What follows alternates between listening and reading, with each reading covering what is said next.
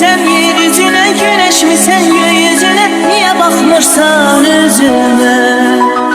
Kara kaşın yanakların, ince belin dudaklar,